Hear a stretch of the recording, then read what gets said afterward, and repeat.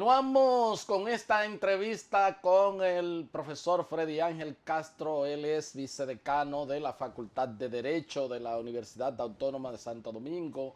Es un reconocido politólogo, profesor de Derecho Constitucional y un hombre ligado a todo lo que es la sociedad civil. Más allá de todo esto que hemos visto, profesor, en el caso ya del análisis interno, el análisis constitucional, el análisis de los partidos políticos, está la palabra consenso.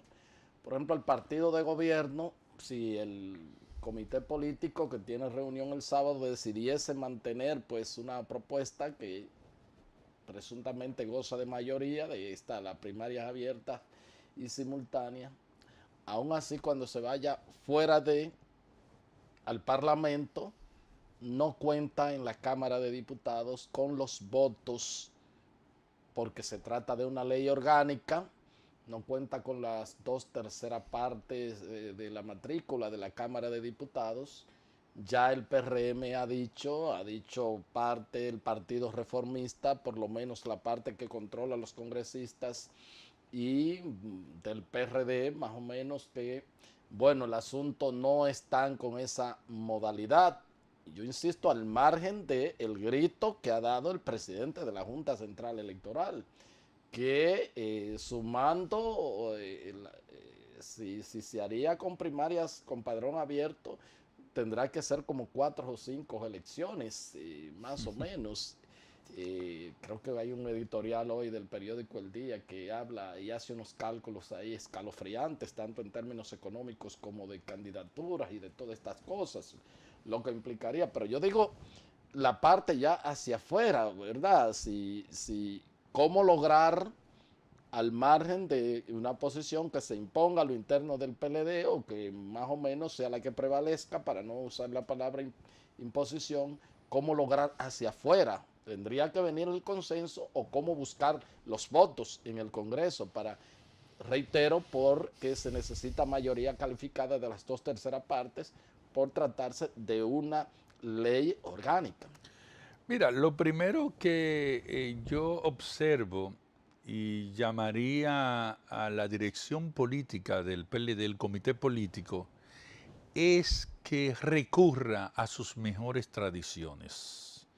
Y sus mejores tradiciones es solucionar los problemas a través del consenso en el comité político, de forma tal que esto se pueda resolver y que una solución del problema implique también una racionalidad, que el comité político entienda que hay cosas de la ley y la ley misma que la harían inconstitucional, porque si bien es cierto, aquí hemos tratado algunos aspectos, inclusive esta ley violaría en esto de elecciones abiertas, violaría el principio de la libertad de asociación, que otro principio constitucional.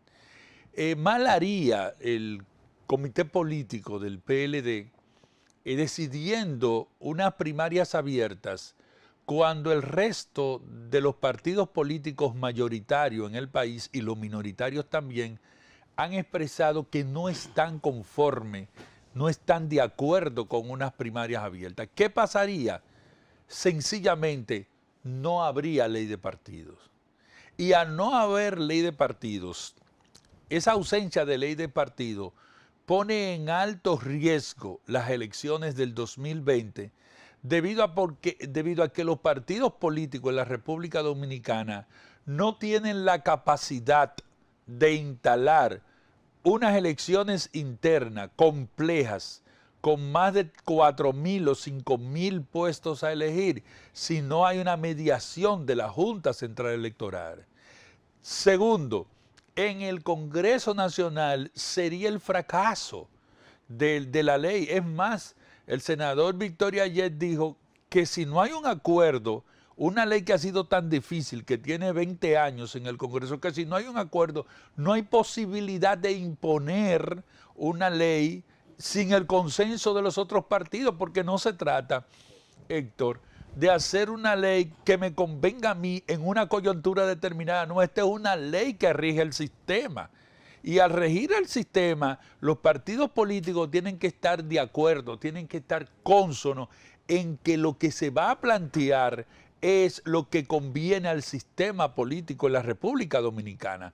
Por lo tanto, lo saludable, lo recomendable, lo atinado es que se produzcan, primero, que se preserve la libertad de asociación, que las primarias sean cerradas y que las primarias pudieran entonces, por ejemplo, establecerse un periodo de un mes. Porque ¿para qué llevar a una primaria a un partido que tiene un 0.5%?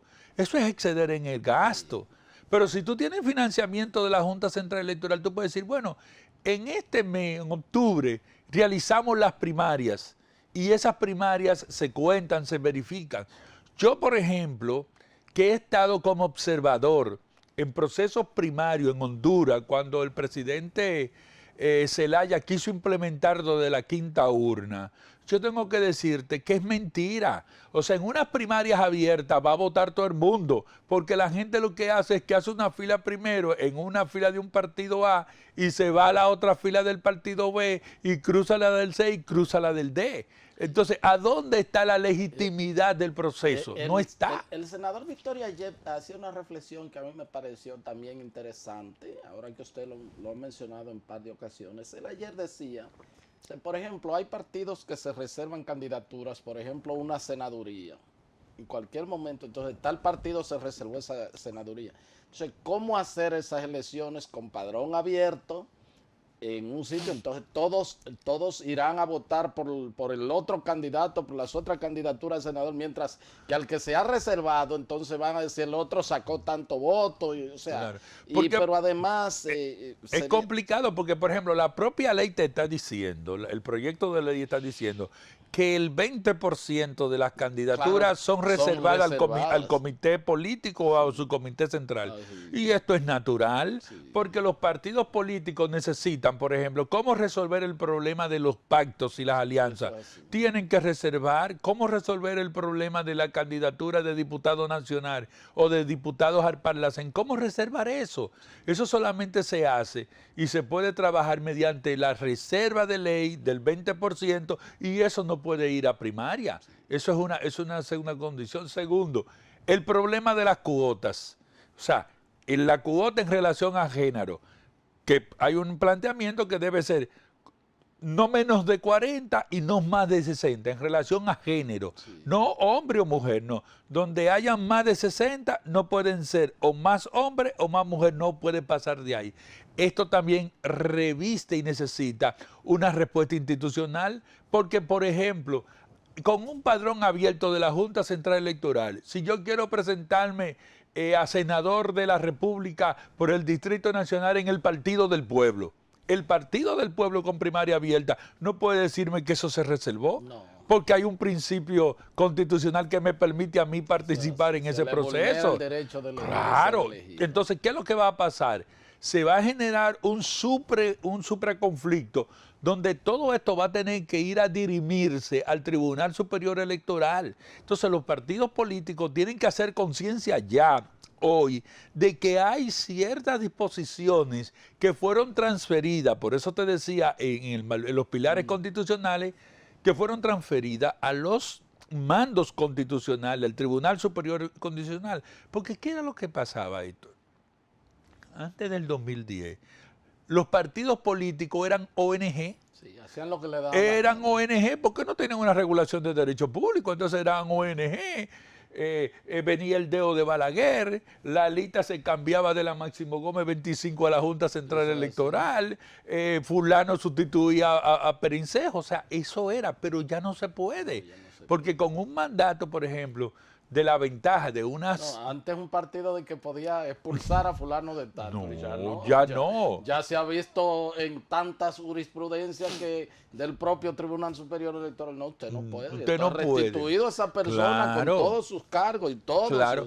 Y el precedente también que tenemos en el Tribunal Superior Electoral, que muchos candidatos fueron despojados de candidatura y obligaron a los partidos políticos a inscribirlo, porque no solamente te notifican al partido, sino notifican la Junta. No, el cargo de Juan Pérez como diputado es de Juan Pérez. Lo ganó en en unas elecciones legítimas conforme al mandato y al reglamento. ¿Cómo no? El asunto del tope también, eso es otro tema, del tope financiero, el tope en la... también es otro tema. Interesante. Mira, en materia financiera, yo creo que esos costos se pueden aminorar.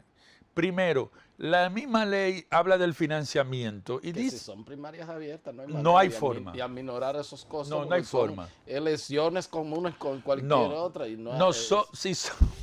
si son primarias abiertas, tú estás hablando de dos elecciones. Es decir, las primarias abiertas como tal y las elecciones nacionales como tal. Por ejemplo, la Junta está pidiendo para el 18 un presupuesto de más de 7,000 millones de pesos. Si tiene que organizar las primarias abiertas, tendrían que darle alrededor de 13,000 millones de pesos. Y cada vez que la Junta pide 7, supongamos que le den 2,000 millones, porque le recortan, le dicen más la mitad. No, pero que tendrían que dárselo, porque sí, entonces, sí si no pueden hacer el proceso, no hay elección y candidato. Entonces, tú se lo tienes que dar en el 18 porque tendrían que preparar la primaria. Se lo tienen que dar el 19 porque son el año de la primaria y le tienen que aumentar el presupuesto en el 20 porque son el año de las elecciones. Todos esos costos se aminorían con unas primarias cerradas. Las primarias cerradas te reducen al padrón. Algunos dirigentes he escuchado decir lo siguiente: no, es que los partidos políticos no tienen padrón. Óigame, válgame Dios. Si un partido político no puede tener un padrón, entonces ese partido político está incapacitado de ir a dirigir el Estado. Yo te voy a dar un ejemplo muy simple. Yo te voy a dar un ejemplo muy simple. Mira, nosotros en la Universidad Autónoma de Santo Domingo, con toda la deficiencia que tenemos, en 15 días inscribimos 200,000 estudiantes. Lo tenemos en sistema online, mañana, tarde, noche y madrugada. Y esos estudiantes que te seleccionan 3 sesiones, y tú dices que tenemos 500,000 secciones que esos estudiantes seleccionan con los laboratorios y eso seleccionan en 15 días. Entonces, si tú a un partido político le estás diciendo, bueno, las primarias son en el 2018, en noviembre, y la ley se aprueba este año, tú le estás dando al partido político prácticamente 11 o 12 meses para que elabore un padrón. En el caso, por ejemplo, del Partido de la Liberación Dominicana, que tiene un padrón de 2.5, no tiene que hacer padrón. Lo que tiene es que depurar el padrón. La gente que emigró, la gente que murió, la gente que ya no es militante, y actualizar el padrón. Por lo tanto, el argumento que yo he oído en importantes funcionarios del Estado de que ningún partido tiene un padrón, vámonos con el de la Junta. No, es un argumento que no tiene fundamento. El propio de la Junta era cuestionado y se estableció. El padrón de la Junta apenas tiene como 10 años, que es creíble, porque también antes pasaba lo mismo. Y si eso se pudo hacer con el padrón de la Junta, que es universal, ¿cómo no se puede hacer en un padrón de militantes? Pero además, en un país donde tenemos alto nivel de tecnología, alto nivel de conectividad, alto nivel de gerencia, o sea, eso los partidos políticos con los técnicos que lo hacen lo montan en 6 meses. Claro sí. Y se trae un padrón y se deposita ese padrón a la Junta Central Electoral. Sencillamente, lo que estamos haciendo un llamado es a la dirigencia política para que preserve la democracia dominicana, porque al final la caída, la ruptura del sistema de partido en la República Dominicana lo que te va a llevar a un quiebre de la democracia, tal y como nosotros la hemos trabajado en los últimos 30, 40, 50 años. Como me dijo un amigo, mal con los partidos políticos, pero peor sin ellos. Sin ellos. Sí, porque ellos son un mal necesario. Y si nosotros le dotamos de una ley, mire, los partidos políticos van a mejorar muchísimo. Claro. Van a respetar más el principio de democracia interna, van a respetar más la asociación, van a transparentarse también, porque ¿qué es lo que pasa en muchas áreas de los partidos políticos? Que la dirigencia tiene 20 y 30 años. Entonces nosotros también necesitamos oxigenar a los partidos políticos como instituciones democráticas. Ahí hay más crisis que en los padrones, en esa democracia. Es que es así. Muchísimas gracias. Tenemos otros temas, pero vamos a ver ya cuando pase a ver si avanzamos en otro, porque hay muchas cosas que hablar. Gracias a todos ustedes por haber estado con nosotros y será pues hasta otra entrega de su programa de Entero Crédito. Hasta entonces.